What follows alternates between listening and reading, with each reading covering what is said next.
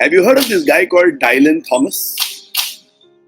Some of you would have, and some of you may not have heard about Dylan Thomas. Well, Dylan Thomas is an extraordinary poet, and he writes a different kind of a poetry. He writes a poetry which is, I don't know how to pronounce it, but based on the letters that goes into the name, it is called the Villanelle. These are fundamentally 19-line poems. So they are written differently, but awkwardly it is 19 lines. Now don't ask me why and how, but it's 19 lines. And there is a poetry that he has written which is brilliant. Brilliant. And that poetry is something which excites me, powers me. It makes me dream. What is that poetry? Let me begin today's life lesson by reciting that poetry to you. Dylan Thomas says, "Do not go gentle into that good night. Rage, rage, rage over the dying of the light. Let's defy entropy with our deeds." You know what is entropy? Let's say the muscles that we have, when the power of these muscles goes down, when the muscle becomes dry, where it cannot work anymore, it's called the muscle has gone through entropy. So entropy, in other words, can also be understood as decay. Entropy can also be understood as death. Entropy can also be seen as a way of life. Because as time passes by, everything becomes a little weaker and everything becomes a little meaningless. Other things take over, other priorities take over, other memories take over. So the poet says, and poet means that entropy is a part of life. Let's accept entropy, but there is a way I should look at life. So let me begin again. Do not go gentle into that good night.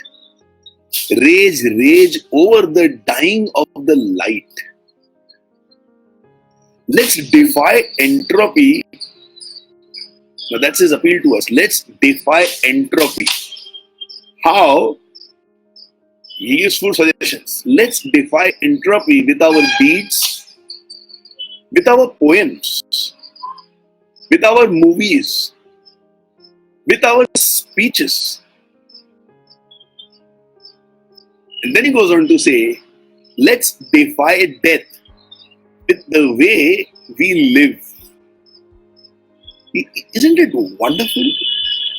The way poets can express a universe of meaning in a single line is just brilliant.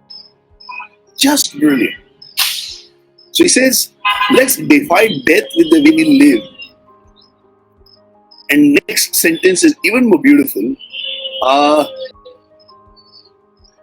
Let's not accept the ephemeral nature of life. I mean, how beautiful it can be that you don't look at just life as something which will phase away, something which has a beginning and an end, something which will go away. He says, let's not defy, let's not accept the ephemeral nature of life. Now, the last two lines are the most brilliant. Let's extend it or die trying.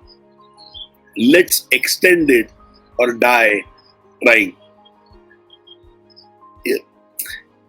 You know, human beings are the only species that are aware of our mortality. I mean, I don't think an insect or another animal or a bird, as they live their life, they understand mortality. I mean, an animal will know that it is about to die and go and rest itself in a dying place. I've heard about animals in Africa, knowing and feeling that death is close by, and they leave the herd and they go to a place where they are supposed to rest and die down. So as death approaches, probably they would know, but in their youth, as they live, I don't think they are aware of their mortality. Human beings are the only species which is aware of its mortality. Isn't that a very interesting thought to have, that we are the only species which is aware of its mortality? And in this generation in which we live, through technology, we can go beyond time, space. We can actually transcend lots of boundaries. Lots of boundaries. Well, that is the great poet Dylan Thomas for you. Now let's shift tracks. I'm today in a mood to see, feel, understand, discuss about how to live a tremendously powerful, meaningful, value-based life of some significance and relevance. And in this search of significance and relevance, I ask myself this question, that when did human beings first experience revolution? What was revolutionary? What was the first revolution? What made human beings realize, wow, it means I do not have to live just through my physical body. I can be much bigger than who I am. When would human as a species would have felt or realized that I can be a part of revolutions? And as I think about it, I think that the first revolution that happened was the revolution of languages. With language, evolution of a human being was no more physical. It became social. It became cultural. Earlier, any change to me would be only physical. Now I realize you and me together can think on something. You and me can ideate. You can put our brains together and find a solution. Earlier, I don't think this was possible.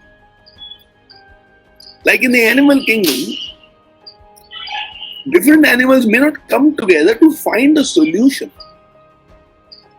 Different animals may not come together to celebrate. A bird is singing and another bird can be sad. They cannot come together as one.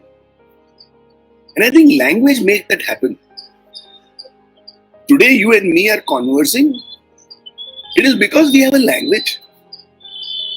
And through language, we can break barriers. We can break down limitations. We can break down differences. We can become a power. We can create radical shifts in our life.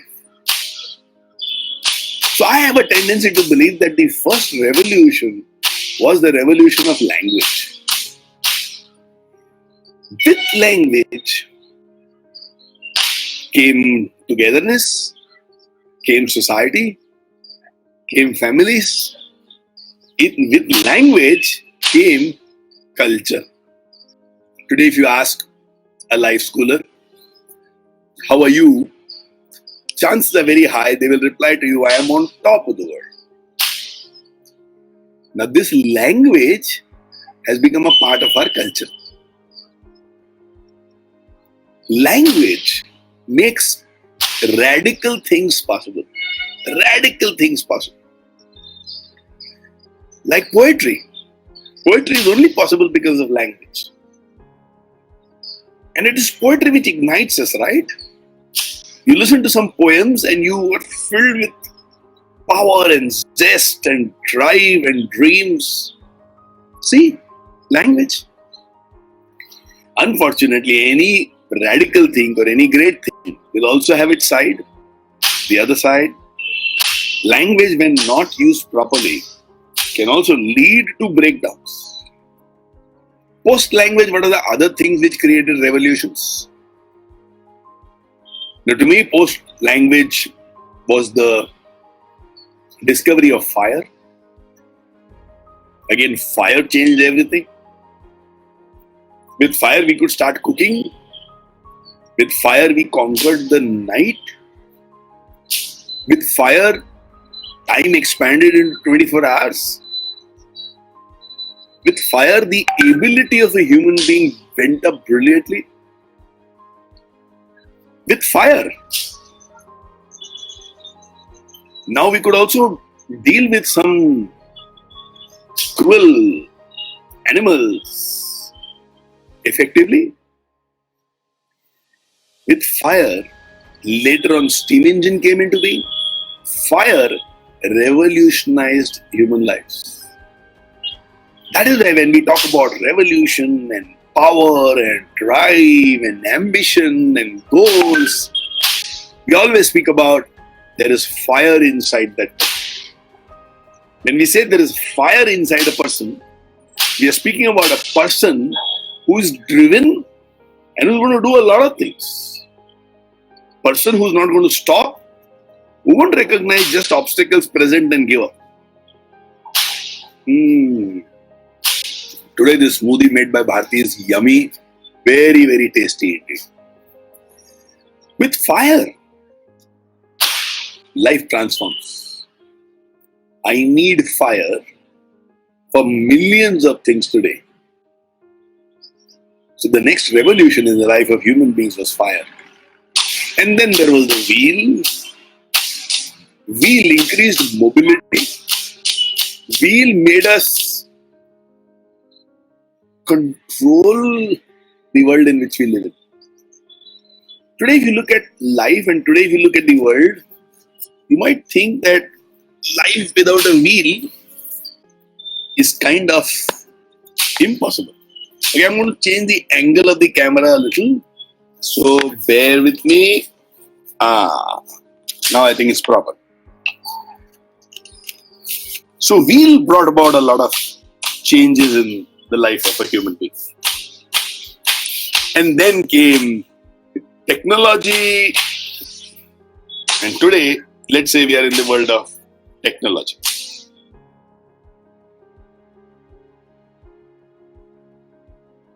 Sometimes things are there right in front of us, but we are not able to see its significance, or we are not able to make two things come together to create a revolution. On a lighter side, let me now speak with you about one revolutionary invention which was there right in front of us, but yet we figured it out after hundreds of years. So wheel was invented or realized, let's say about 10,000 years ago. Human beings produced the first wheel 10,000 years ago. Human beings invented boxes or made boxes to store things, to transport things close to 600 years ago. Before 600 years, everything was wrapped. It was not boxed. But human beings took another 350 years to figure out small wheels can be put below a box and a trolley can be made. Today, imagine an airport and you find everybody pulling their trolleys or dragging their trolleys.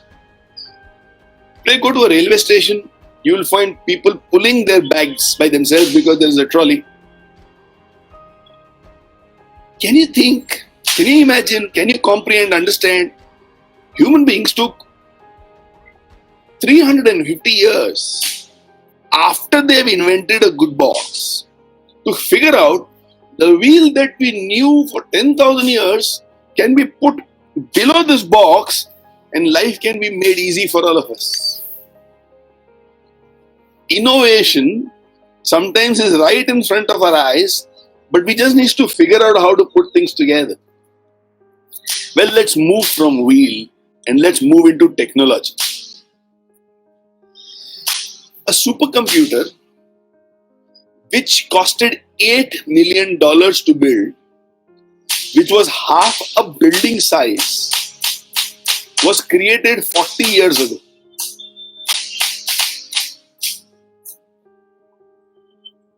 "40 years later, it is million times cheaper, it is million times smaller, it is thousands of times powerful. What used to be a building now fits in our hands, inside our pocket."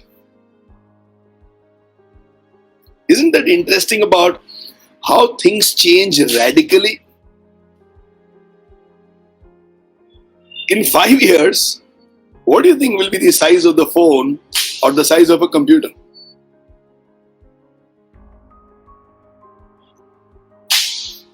Imagine along with me. Would it be the sign of a mutter? P. Would it be the size of a bindi? Is it possible in the next few years there will be a computer which is placed inside our body? Have you heard of something called the biotechnology? Biotechnology is nothing but mastering the information technology of biology. Which means the way the technology works, how does our body work? Understanding that is biotechnology. The thinking is, biology is also simple software. The way you click a button and something happens on your laptop, the way you put your finger on the screen of your phone and something happens on the phone. Similarly, I look at the laptop and there is an instruction which is passed. If I think my alignment is not proper, there is an instruction which goes to my hands and my finger does something and I do this realignment up and down. Now, understanding how this biology works, believing that biology is nothing else but human software, is what biotechnology is all about. You ask a biotechnologist and they'll say, biology is nothing but simply software. And now here comes the radical thinking. Softwares can be upgraded. Human software has not been upgraded now for millions of years. Our biology is such that the software writes its own hardware. Think about it. Our biology is such that the software writes its own hardware. The way we think, that is how our body changes. We cannot do that with computers today. Life can do it with us. Do you think we will reach a stage where we can create a machine in a way where the software of the machine molds and adjusts the hardware of the machine? And how would life be? Have you seen the movie Transformers? Have you seen over there the different machines which are there? I just saw a Transformer movie called Bumblebee, where the machine changes itself into a car, it can change itself into something else. Could it be possible that you and me can do that and regular? Now that would be a regular radical shift, isn't it? Now let's look at something else. Another 2-3 minutes we are going to be on this. Then I'm going to move into the reason why I have been talking all this for the last about 20 minutes. In times to come, this will become a reality. Technology and biotechnology are going to merge. Let me just give you one scenario which you might say, wow, if this happens, it's going to be brilliant. And it is going to be so much for my benefit. Imagine there is a computer inside your body, or imagine your biotechnology has been coded inside your body in a beautiful way, in a way where the body and the signals of the body understands that this body needs to exercise.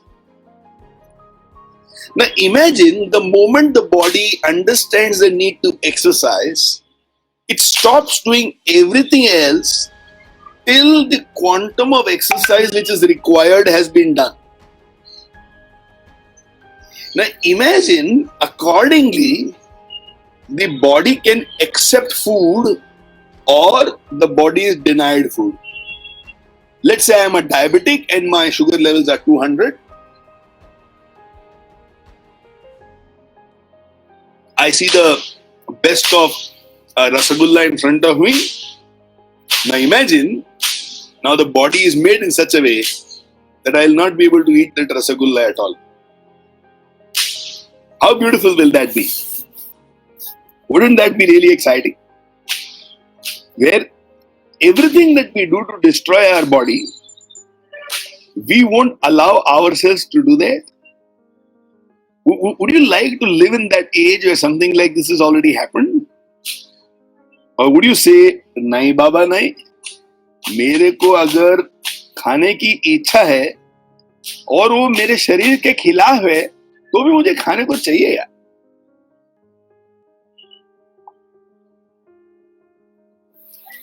Now, this will be something really radical, isn't it? Maybe all the gyms will go out of job. Maybe the number of gyms will go up 100 times because now everybody is exercising.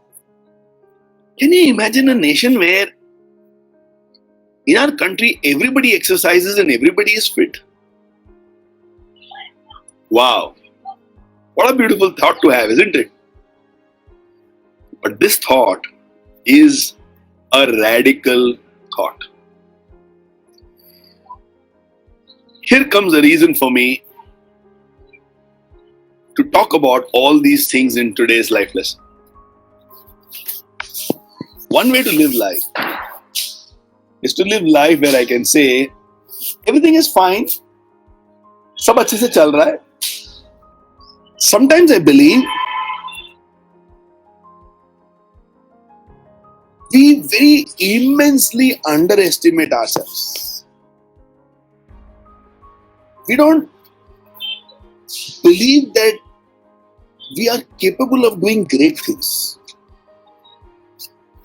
We believe that if I can survive, it's an achievement. You know, there's this word called fine. How are you? Fine. How's life? Fine. How's Diwali? Fine. Which also means actually there is nothing exciting in life. Actually there is nothing great about life. Actually I am bored to death. Actually I am scared. Actually if I can just maintain status quo in life, it will be more than enough. I was taking a session with the teachers of Vishwakarma University a few days back. And I asked all of them this question. And I'm throwing this question to all of you right now. If I pick up any year in the past, let's say the year 2010, and I ask you, what was significant about 2010? What would be your answer? So if you have answers, would love you to commit. If you have answers, I would like you to tie in the details in the comment section. Meanwhile, hello friends, hi darlings, all of you who are seeing this live. This is Naren who's taking a life lessons live from Bangalore. Every year our family has a tradition where we celebrate Diwali together. So my nephews, my nieces, my brothers, my sister, wherever we are in the world, we come together. Few years ago we had it in Jaisalmer. 2 years ago we had it in Chennai. Last year we had it in Pune, and this year we are having it in Bangalore. What I have to discuss in today's life lesson is supremely crucial and something which has been bothering me for a little while. Let me summarize what we have discussed so far in the first half an hour of today's session. We started by speaking about a poetry which makes a lot of sense to me, which is by Dylan Thomas. It is called as the Villanelle 19-line poetry, which goes like, do not go gentle into that good night. Rage over the dying of the light. Let's defy entropy with our deeds, with our poems, with our movies, with our speeches. Let's defy death with the way we live. Let's not accept the ephemeral nature of life. Let's extend it or die trying. Now, this was the poetry of Dylan Thomas, which has made a lot of difference to my life and which is a poetry I refer to fill myself with energy in case I ever feel the need for it. We also discussed about human beings being the only species that is aware of its own mortality, which means no other species knows that there is something called death. They might know that they're about to die and do what is needed, but awareness about mortality is something which happens only to a human being. We then spoke about using technology. We can go beyond mortality. We can go beyond time, space, vision, boundaries. Then we spoke about if we actually have to live a significant life and a life which is driven, powerful, impactful, aware that we are of our mortality, let's find out what first revolutionized the human life. So we then spoke about the power of language and how language revolutionized human life. And then we spoke a little about this beautiful thing called a computer and how in the last 40-45 years, computer has gone through a huge transformation from one computer costing $8 million, half the size of a building 40 years ago, to 40 years later, it is a million times cheaper, million times smaller, thousands of times more powerful. Now, what used to be a building now fits our lap. That's why it's called the laptop. And then we were fantasizing, in times to come, would a computer be the size of a pea or a size of a bindi? And is there a possibility of one day a computer moving inside our body? As we started speaking about body, we just referred to what is biotechnology. Biotechnology is nothing but mastering the information technology of biology. The way a machine is functioning through a software, similarly, biotechnology believes that biology is nothing but software.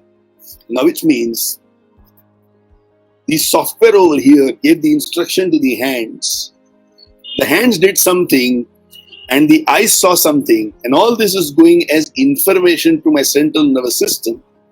And this passing an action is nothing but software's work. The difference in human biotechnology and other technology is, in our body, our technology or our software writes its own hardware. And today in the world of machines, it is not able to write its own hardware. We were fantasizing that would there be a time when there would be a chip or a computer inside our body which will decide the kind of exercises I need to do. And when I have a need for exercise, when the body has the need for the exercise, it switches itself off from everything else and just moves into exercise mode. And based on the fitness of my body, it also accepts or rejects food.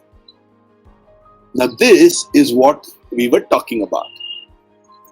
And then we had just moved into what I wanted to actually discuss today, and all this was in reference. We moved into, we are living our life in a very ordinary way, and we can actually live like revolutionaries. Every human life is a miracle, and this miracle can create revolutions. Unfortunately, we believe that we are not good enough. We believe we are not made for greatness. We believe if I can survive, it's enough. We believe if I can earn a little, it is enough. We believe in a fine kind of a life. You know the word fine? To me, fine is not a powerful word, it's a tragic word. Which includes if I have a traffic offense, I have to pay a fine. That always reminds me that fine is not a great word. So if somebody asks me, how are you? And if my answer is I am fine, then nothing is fine with my life. I mean, it's a horrible life I am living if I can say that I am fine. Because human beings are supposed to be people who can create miracles. Not only are we the only species which is aware of its mortality, but look at the revolutionary changes we have brought in our life. From living like animals inside the jungle to the first development of something called languages, which transformed our life. We made families possible, which made society possible, which gave us culture, to finding the power of fire, to creating a wheel. I mean, all these are revolutionary. Language is revolutionary. Fire is revolutionary. Wheel is revolutionary. And human beings can see this and create massive changes in life. I mean, that's what we are supposed to be. Massive. Have you ever heard of this thing called the Agnell's pause? Well, if you're a student of history, you're a student of Great Britain, you're a student of development of a human being, a human mind. You might have stumbled upon this terminology called Agnell's pause. Now, what is Agnell's pause? It's beautiful. It says, humanity was doing beautifully well till large scale shift in tools came into being. We say that in the Stone Age, we made the first tools. But these were all tools which were taken from nature and shaped a little. We were used to living with those tools for thousands of years. And then, around 1930s, 40s, human beings understood the power of machines. See, I take a piece of stone and I throw it at a tree wanting a mango to fall. I have just found a tool in that stone or in that pebble. But harnessing physics and chemistry and fire and the wheel and iron together and creating a machine as complex as, let's say, a car. Now that needed human beings to go through a huge shift outside their comfort zone. Imagine a person who's learned for 20, 30 years how to ride a horse. Imagine understanding how to have a horse carriage. Horse carriage was a huge achievement for that fellow. Huge achievement.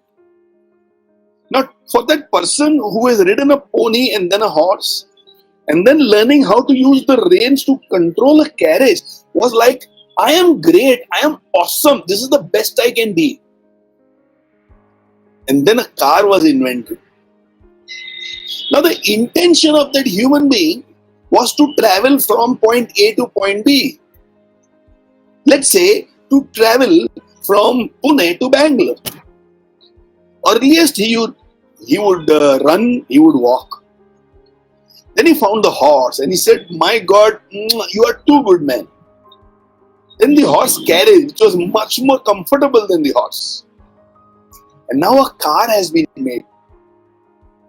Now this guy who spent 20-30 years to master the horse and the horse carriage is told, take this car, it is much better. Now this guy has to completely come out of his comfort zone.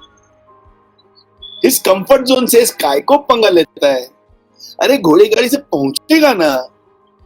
अरे तेरे को 5 दिन लगेंगे, लेकिन तेरे को और क्या काम है? क्या हड़बड़ी है? क्यों मगजमारी करने का? जाना आराम से. But what if the horse died? The horse of the horse carriage. He will say luck. He will say शायद उसको मंजूर नहीं है. What if the horse didn't get grass? Now the people who invented the car had this kind of a thinking. Sometimes the horse's mood is not there, and a machine is created which cares a damn about the mood. What would take 5 days now can be done in 1 day. But the man who's used to the horse carriage will think, जरूरी है क्या? चल रहा है ना? When that man is asked how's life, he will say, what? Fine. Fine. You are fine. Really? Let me tell you a radical thought. You say you are fine about areas where you have given up on growth and development. You say fine when your life is bored. You say fine when there is no excitement in your life. You say fine when you are lazy. You say fine when you don't want to come out of your comfort zone. Damn it, you are not fine, you are fantastic. Your life is not fine. Your life is fantastic. Look around.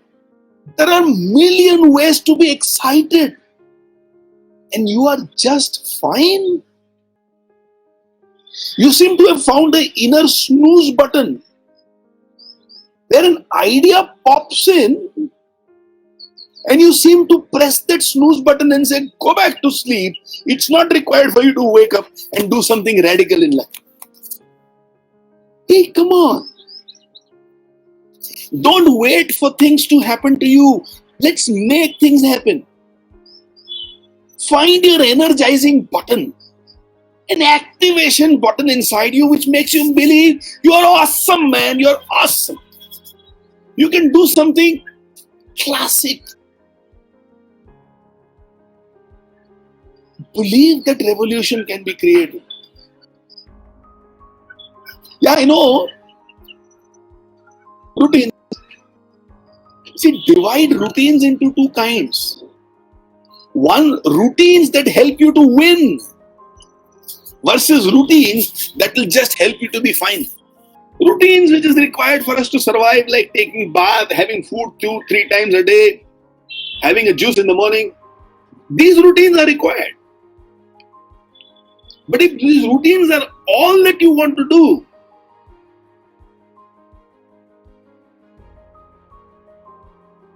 मजा नहीं आएगा. So today, let's decide. This Diwali, let's decide. In this festival of lights, let's decide.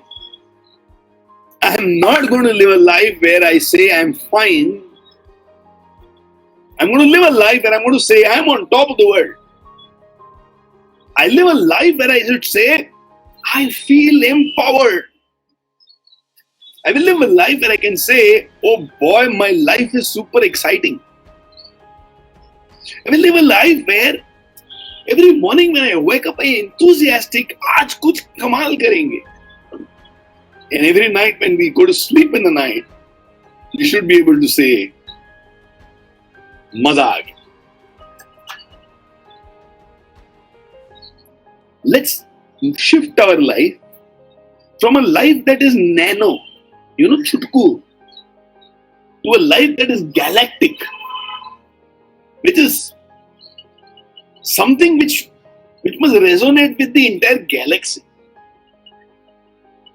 And every time, now this is my promise to you, every time you think about living this kind of a life, every time you are blowing your own mind away, you will feel reborn, you will feel refreshed, and you will feel reset.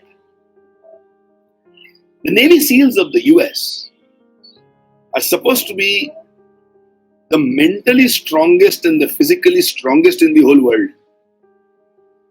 The Navy SEAL have something which they call as the SEAL code.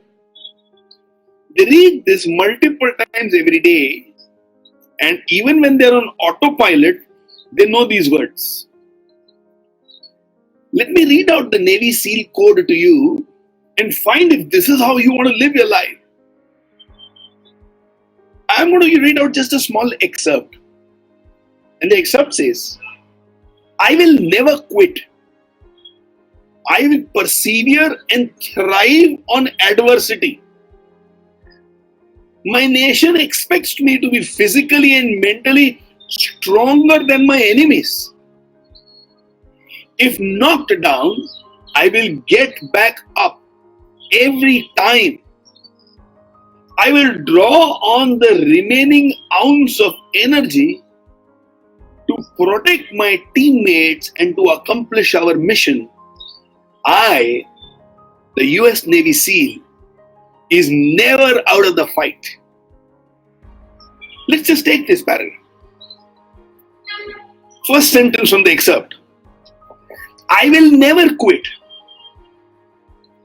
The issue is when giving up is okay. Now, whether it is giving up on someone you love, whether it's giving up on a dream, whether it's giving up on yourself because you have failed, it's not okay, it's not acceptable. So let your personal credo also have this statement called, I will never quit. Because if you allow yourself to quit, and if quitting is okay, then you will only live a life where you can say, I am fine. Which in other words means, I am bored to death. There is nothing exciting. If I can survive another day, it's an achievement. But if you're going to say, I will never quit, the kind of energy which will flow through every cell of your body, the kind of power you will feel raging through the veins, the kind of strength you will feel in the spine is what will make you believe that you can create revolutions. There is just 4 words, but supremely important words. I will never, ever quit. Which means quitting is not an option for me. I'm going to find a solution. I'm going to find a way. I'm going to find people who can help me in making what I want to make. But I'm not going to quit. Quitting is not an option. Quitting may be easy, but it will lead to death. Hence the thinking, I will never quit. The second statement, I persevere and thrive on adversity. Persevere means I can hold on. I am not going to break down. I'm not going to give up. I'm not going to pray for things to be easy. I thrive on adversity. Give me a challenge and I'll become better. Give me a difficulty and I'll think better and I'll do better and I'll sing better and I'll dance better. I know only one thing. When there is a challenge, I become better. When there is a challenge, I become better. Now that mindset is what makes a SEAL happen. Why you and me cannot have the same mindset? We will, we must, and we should. I persevere and thrive on adversity. You know, when pressure is put on you, what do you feel? I know people will say, मेरे से pressure में काम नहीं होता है. In other words, I am pretty useless. I am pretty useless. And I want to live a life of absolute ordinary perceptions. I can become great, but I'm going to let down all those people who believed in me, which includes the creator out there. I can become awesome. I can be a revolutionary, but I prefer to let down all those people who played a role in making me who I am. That is what you are saying when you say, I'm fine. That is when you're saying when you say, I can't handle pressure. That is what you're saying when you're saying, give me freedom, but don't have expectations out of me. And the Navy SEAL says, I persevere and thrive on adversity. Why do I do that? The Navy SEAL says, my nation expects me to be physically and mentally stronger than my enemies. My nation expects me, which means if somebody expects me to do something, I better do it. If somebody wants me to do something, I should be able to do it. That's my duty, that's my job, that's my purpose, that's why I'm here. So as a husband, if my wife expects me to love her, I should. If my children expect me to talk with them with a lot of respect, I should. If my parents expect me to give them quality time, I should. If the employees in my organization and my partners expect that we should do incredibly well, I should. If the fraternity of life school believes and expects that life school will do something phenomenal, I must. Those who are a part of Keep Moving movement, if you believe that your expectation is that Keep Moving movement will be the turning point in the life of millions, then as a head of Keep Moving movement, I must live up to those expectations. Why not? And all these expectations help me to become better than who I am. I also hear people every now and then saying, don't expect me to exercise. Don't expect me to be disciplined. Don't expect me to be polite. Don't expect me. All their don't expect me is, unfortunately, has a lot of resistance to life. And these are my friends who will say, I'm fine.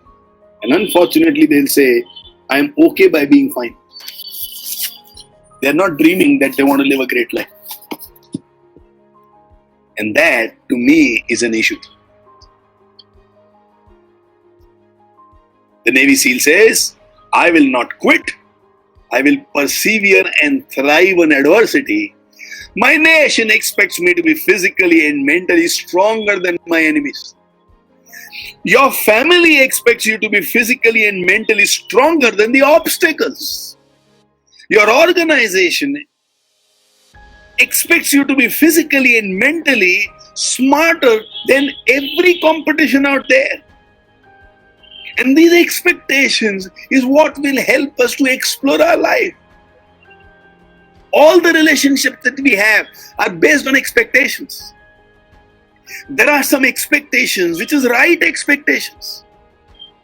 There if I say, don't have expectations. Damn it, man, something is wrong with you. There you should be able to say, it's difficult. It is making me uncomfortable. But who the hell cares about what is uncomfortable if it is good for me? See, the smoothie is an example. Leaves. I almost had to chew this smoothie. Uncomfortable. But it's good for my body. I better have it. So the SEAL code says, I will never quit. I persevere and thrive on adversity. My nation expects me to be physically and mentally stronger than my enemies. If knocked down, I will back up, I will stand up. And then two beautiful words, every time. If knocked down, trust me, you and me will go through enough knockdowns in our life. Sometimes it's a mistake we did. Sometimes it's a mistake our loved one did. Sometimes it's just a change that happened that we were not ready for. Every now and then we will be knocked down in life.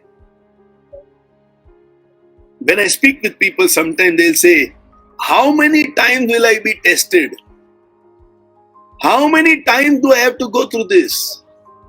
How many times life will make things difficult for me?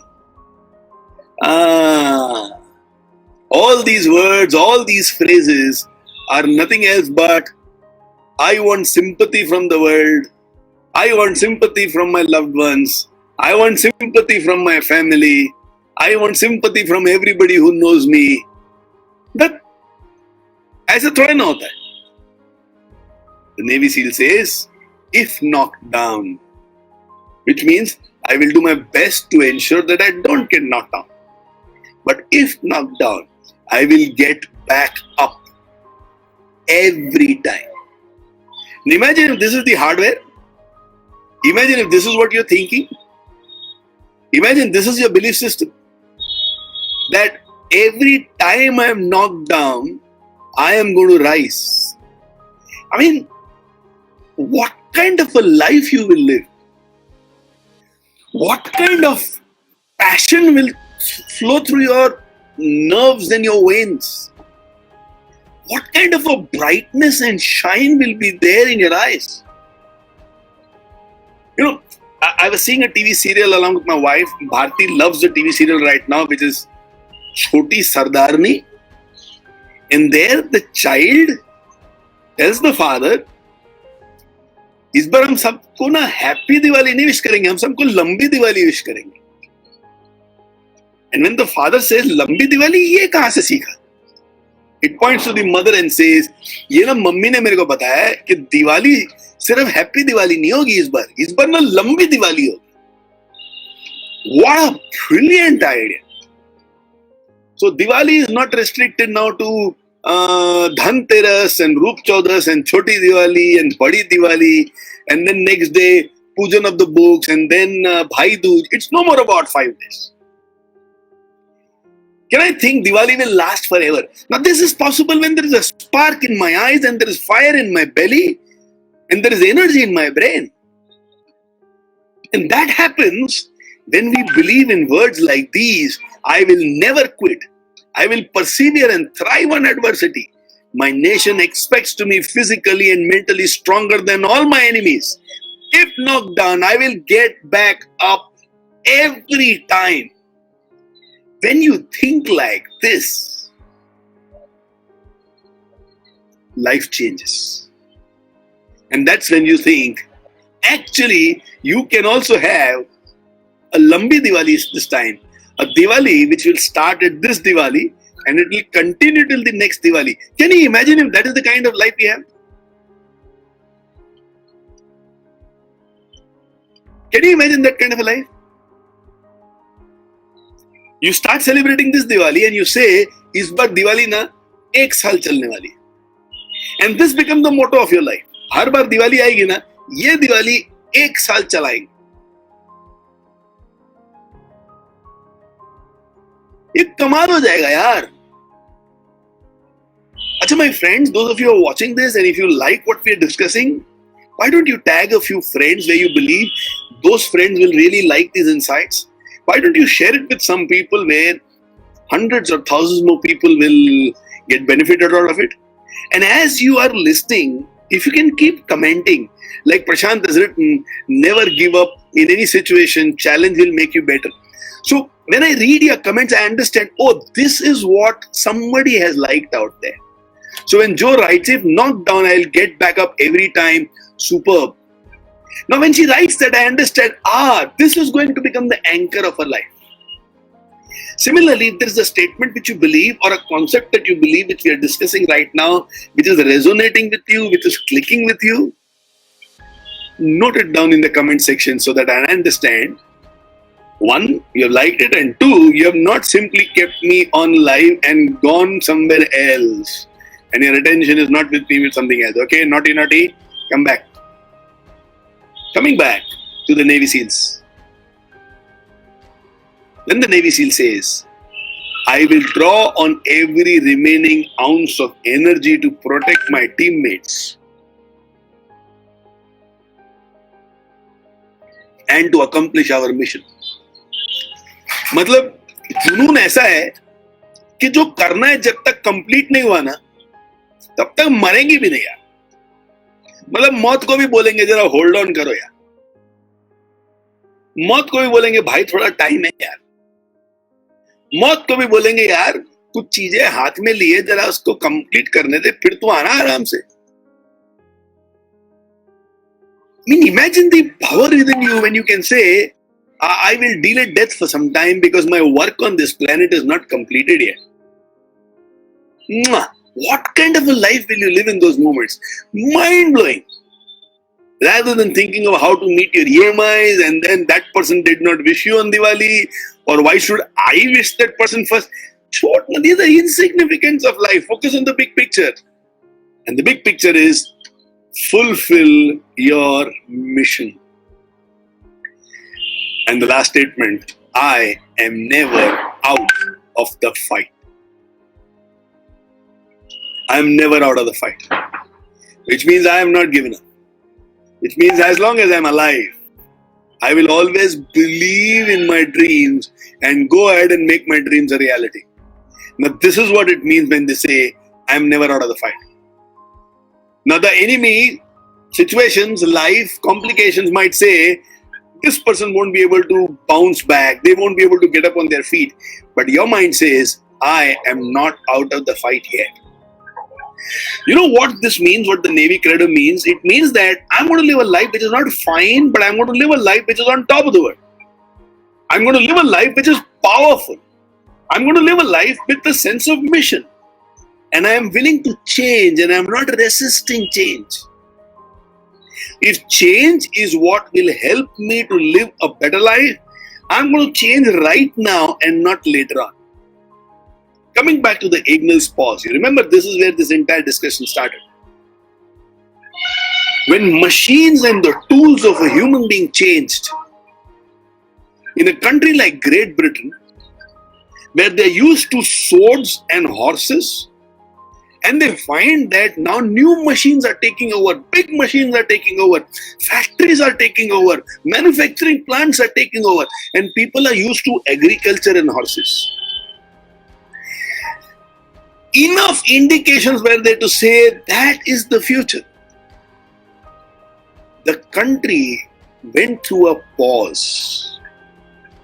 The country stood still. And when I say country, what do I mean? The millions of people who stayed in Great Britain found it extremely difficult to change the tools. I'm used to the horse carriage, and now if I have to drive a car, even though I'm a horse carriage wala, buggy wala, and my job is to take people from point A to point B, I have another tool which can do that work better, but I'm used to the earlier tool. The mindset of people was, why should we change? We are the best in the world. As a result of which, Great Britain went through a pause, a huge pause. And some people would say they haven't come out of that pause yet. Because Germany has taken off, US has taken off, China has taken off, India is taking off.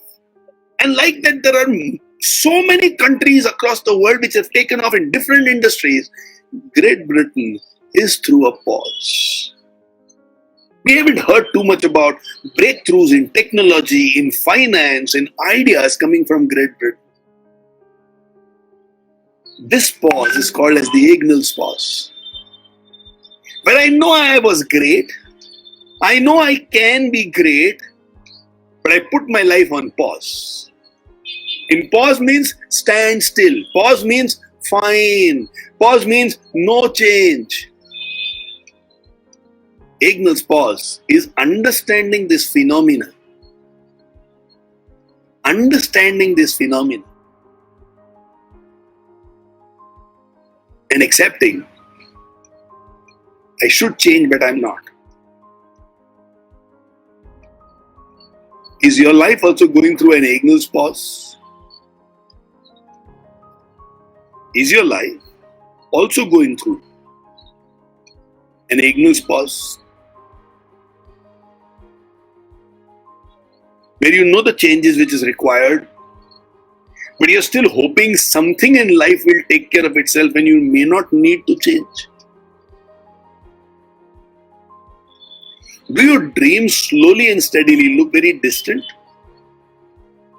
Have you started assuming that what you dream may not ever work out? Have you started believing that?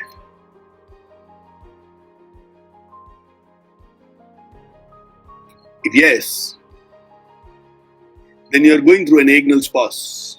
And it's time for you to unpress the pause button, change things, and believe that you can be as strong as the US military.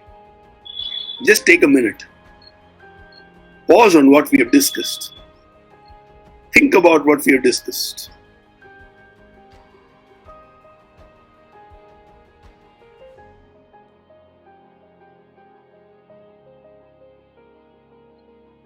What part of your life do you need to unpause right now?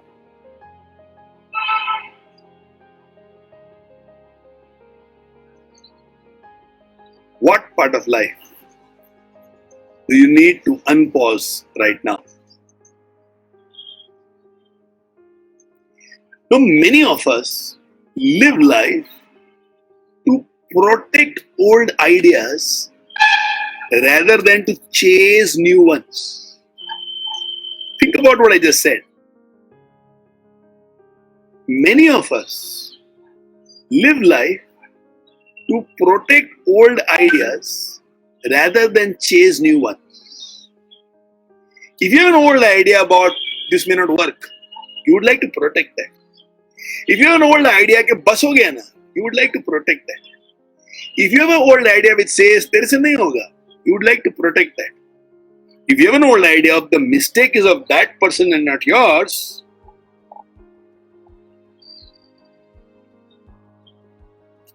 you may want to protect that rather than chase a new one which says, life can change. There was a time when I used to wish every person saying, may the best of your dream be the least of your reward. What does it mean? Today what you think is an awesome dream might actually turn out to be the smallest that you have done in your life because you would have gone beyond it and done something really, really phenomenal. So here is my challenge for all of you. Here is my challenge for all of you. Can you commit to bring one major change in your life? Can you commit to bring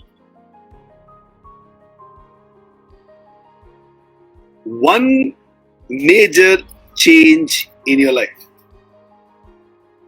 I'm just keying in that statement, which then I would put it in the comments column for you to think about it.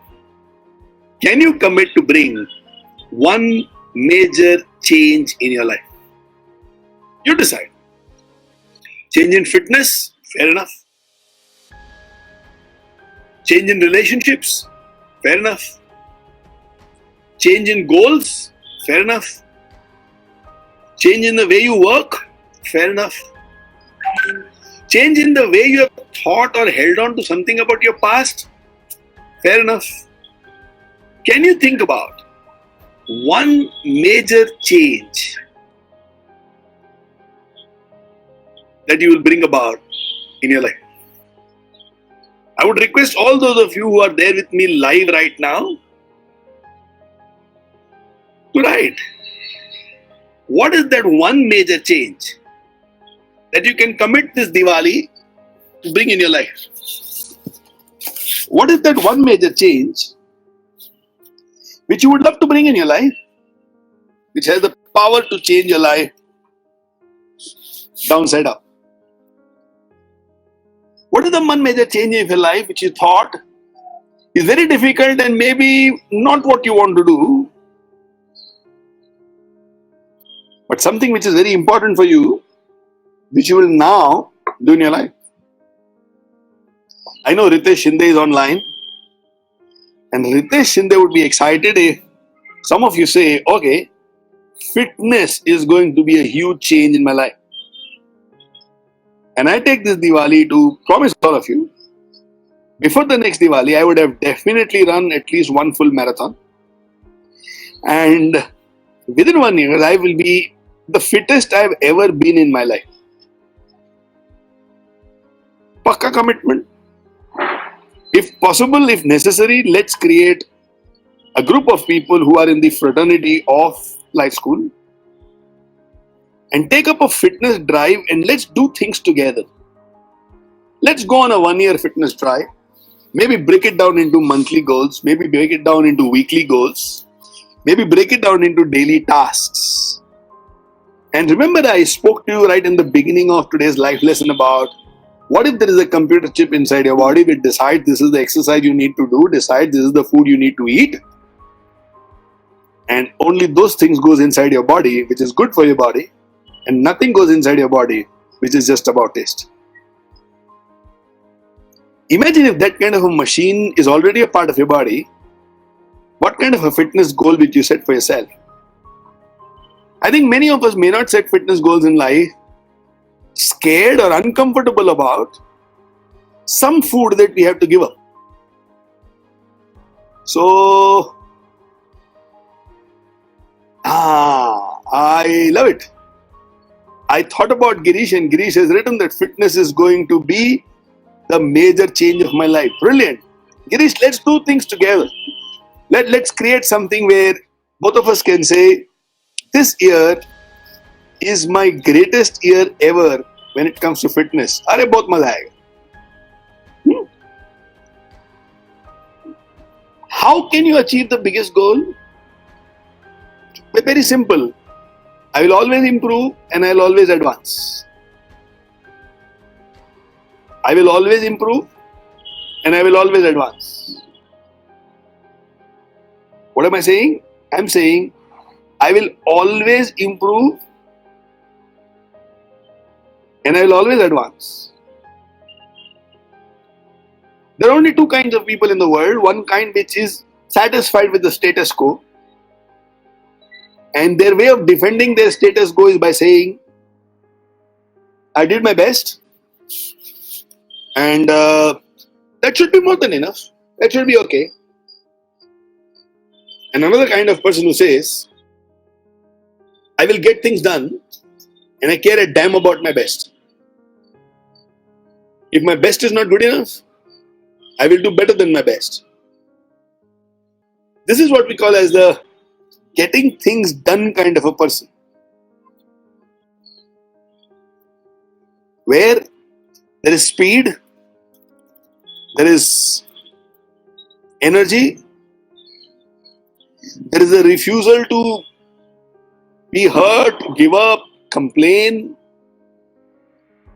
And there is this conviction inside the head which is, I know I will improve and I know I will advance.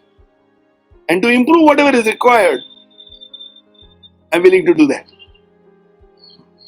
I will always improve and I'll always advance.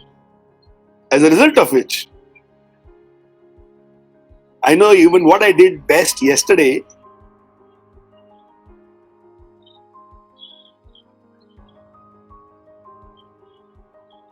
I will have a new better today.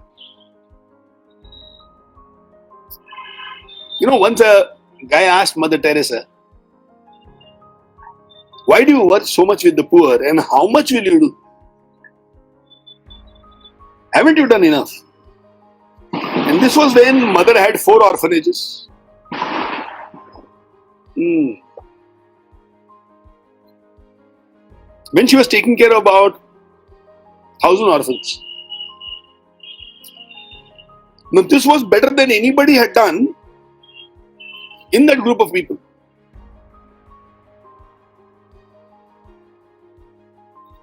Mother said, how much would you like to be with the poor? That man said, no, not enough. I've got nothing to do with poor. Mother asked him, he's a nice gentleman. He's ensuring that in Bangalore, in this place called Whitefield, if people are still sleeping on a Sunday morning at 8:17, it's time for all of them to wake up. And if somebody does not wake up after this, they must be somewhere related to Kumbhakaran. So mother asked this guy that, would you like to be with God? Would you like to meet God? Would you like to talk to God? Would you like to experience God? You go to church regularly, right? Do you go there to feel God? And that guy replied, yeah, I would like to be with God. I'm a devout Christian. And the mother said, have you read in the Bible that God is with the poor people? Which means, when I am with poor people, I am with God. So I don't think my mission on this planet is over, said Mother Teresa. As long as there are poor people who need help. So what is 1,000? There are millions of poor people and God is with them. So if somebody tells me there is a poor person 100 kilometers away who needs help, I know God is waiting for me over there. Why should I count? I've already helped 1,000 people. This is my best ever. Nobody known to me has helped more than 1,000. I've already done more than anybody else has. Always improve, always advance. Mother Teresa went on to create missionaries of charity which would feed 6 million people every day. That is feeding 60 lakh people every day. When the highest target among all the people she knew was 1,000, and with 1,000 she was called great. Imagine when 1,000 is supposed to be greatness, and that person goes on to do 60 lakhs. Oof! But that is what each one of us is capable of. Mother Teresa's words, God is with the poor. So if we are with the poor, God is with us.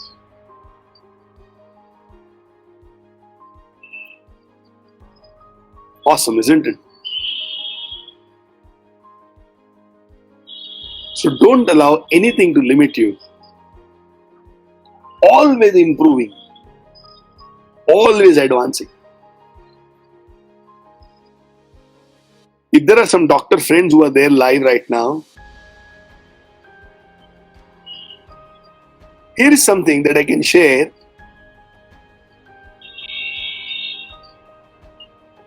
with my doctor friends. Do you know there are thousands of people who die every day when they have diseases which can be treated? I'm not speaking about death which happens because it can't be treated. I'm not speaking about death because of extreme level of cancer which couldn't be treated and we can't save the person. In every city of India, whether it's Bangalore where I am right now or Pune where most of my fraternity is, every day there are thousands of people who die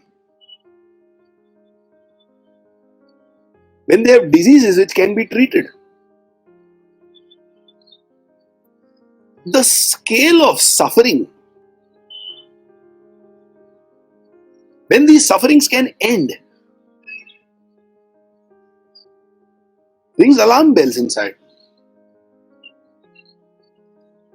There are times when I do some counseling where somebody believes life is not good, and in 15-20 minutes they smile and they say, I'm so glad I met you. Today will be the turning point of my life. You see the scale of suffering. Every now and then in the batch that we do, let's explore, people come believing in the limitations and believing that उनकी life में थोड़ा problem है, या काफी कुछ हो चुका है, या कुछ नहीं बदलेगा. And in a matter of a single session, they completely change the perspective towards life. And each one of them was suffering. The scope of suffering is so huge, which shows the scope of commitment which is required by people like you and me. Now imagine our commitment levels are super high. The world can be a much better place to live in. Always improve and always advance. Always improve and always advance.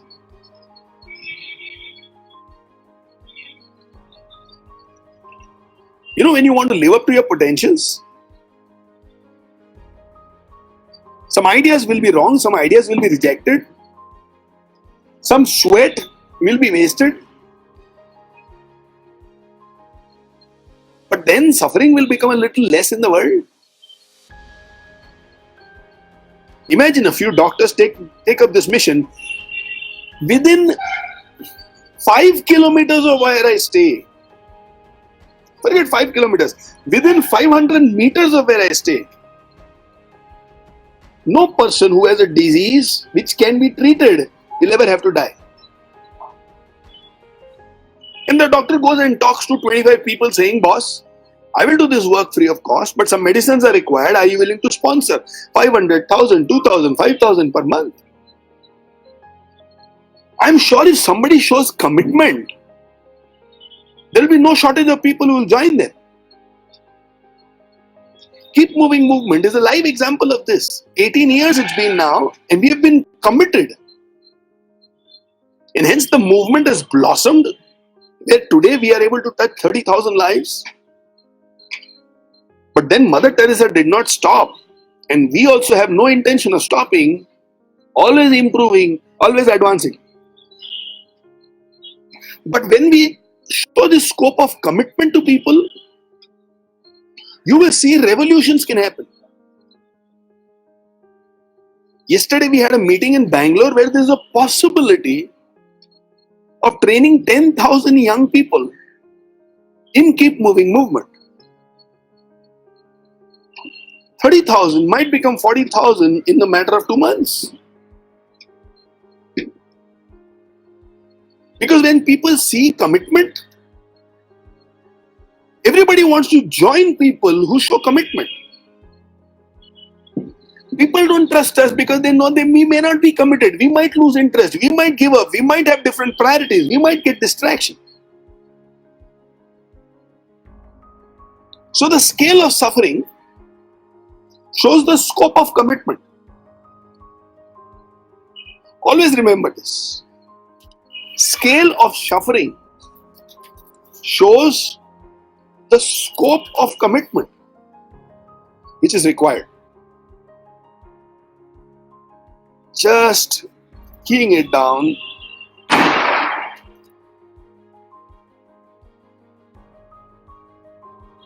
This is the truth. Some of us have developed massive moral blind spots. I call it as massive moral blind spot. If I'm driving a car, there is a frame of the windshield. I can't see through that frame. So whatever is coming in the line of that frame, if there is a two-wheeler which is coming, which is aligned to that frame, I will not be able to see it. That's a blind spot. Sometimes we make moral blind spots where I can make a change, I can create an impact, I can be the turning point, I can reach out, I can help. But I develop massive moral blind spots. And these massive moral blind spots is okay for me when I want to live a fine life. If I want to live a revolutionary life, massive blind spots is not okay for me. So let me say it this way. We can't fix every problem, but we must fix what we can. Because we can, we must. I repeat, we can't fix every problem, but we must fix that problem that we can.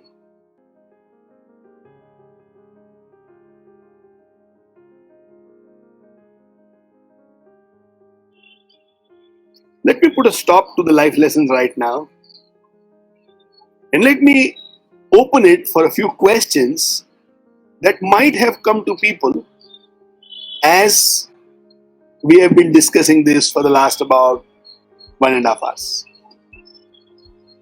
Any questions you have on what we have discussed so far?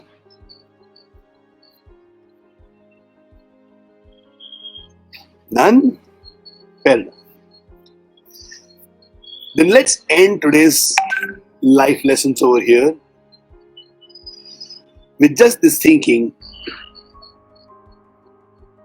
that all of us need to make some hard choices in life. Hard choices which can make our Diwali lambi. Hard choices which can bring a spark into our eyes. Hard choices which will make our sagging spine erect again.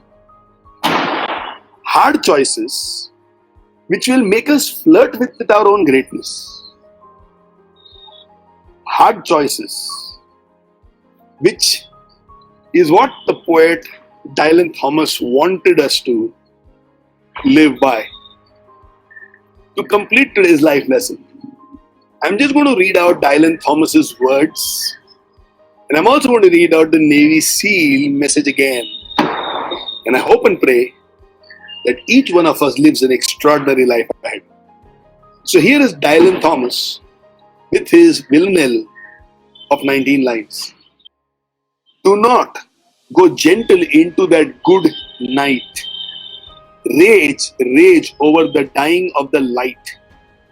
Let's defy entropy with our deeds, with our poems, with our movies, with our speeches.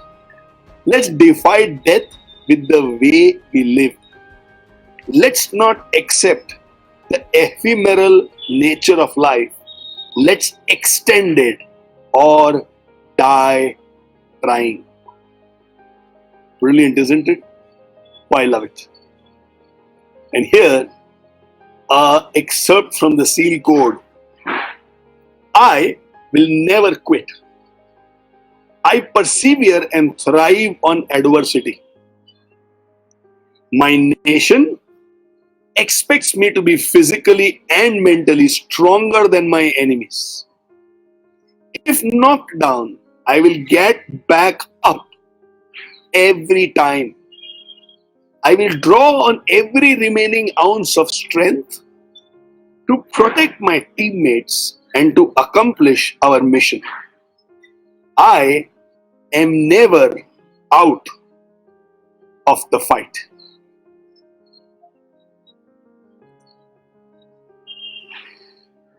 Some of my friends have asked me, can I speak on blind spots a little more?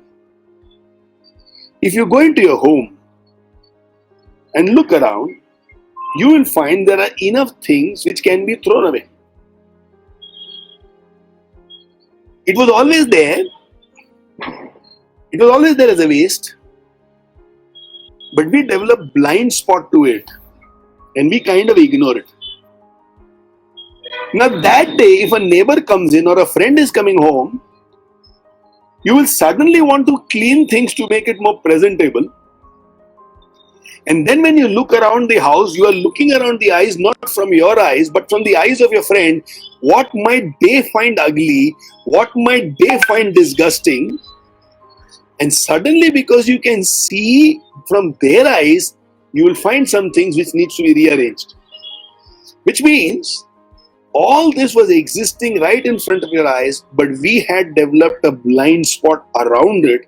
We were not able to see it. Blind spot means it is there, but for some reason we are not able to see it. Moral blind spot means somebody around me is going through a challenge, a tough time, an injustice, but I kind of pretend that it is not happening, that does not exist. Potential blind spot can be Ritesh is meant for extraordinary achievements in life. Ritesh is meant to bring a fitness revolution. Ritesh can be the best known teacher for all the students who learn how to do bakery from him. But Ritesh might just be going through his job and he might be happy with earning about 1 lakh rupees per month. But the potential can be much more. I become numb over here because I am occupied by life. Life takes over. I am busy. And today is one day when all of us will be busy. Because hundreds and thousands of people might send you a Diwali wish by putting you on a broadcast list. And you might feel obligated to reply to all of them. So a lot of time will go. Instead, if some time can be taken out to think about where in my life is there darkness? Where in my life do I need Diwali? What is it that I can do to make Diwali lambi wali and make Diwali end not just with Bhai Dooj but stretch it till the next Diwali? Now, if you can take half an hour and 45 minutes and think on these lines, I'm pretty sure that you will come up with enough ideas and insights by which this Diwali can be the turning point on your life. Blind spot would be, I don't have time, I have to respond to everybody, there is so much to do, and you're not even thinking about it. Which means if you start thinking about it, the ideas are there inside your head. The solution is there inside your head. You know intellectually, emotionally, what needs to be done. But to see that, to take a decision, to make a commitment, I might prefer to be blind because it will involve me changing my life. I might be happy to go through that Agnell's pause rather than saying always improving, always advancing. So blind spot is something which exists, but I am not able to see or I don't want to see. Well, with this, let's complete today's life lesson. I really enjoyed taking today's life lesson. I wanted this life lesson to be filled with the sound of crackers, and sound of crackers not only out there in the world and not only through our auditory things, but sound of crackers as a metaphor. I mean, I want you to see this life lesson again and again and mirror. I want you to see this life lesson again and again and feel some crackers bursting inside you. Crackers which is destroying some myths. Crackers which is filling you with energy. Crackers which makes you believe you can do much more in life. Then this Diwali and this life lesson would be tremendously significant in your life. May this Diwali you have the smartness to burn everything ugly. May this Diwali you have the smartness to drive away all the darkness from your life. And may this Diwali be the turning point in your life. Wish you not only a happy Diwali, but a lambi wali Diwali. And see you next Sunday, direct for life lessons. Thank you so much. and love you all.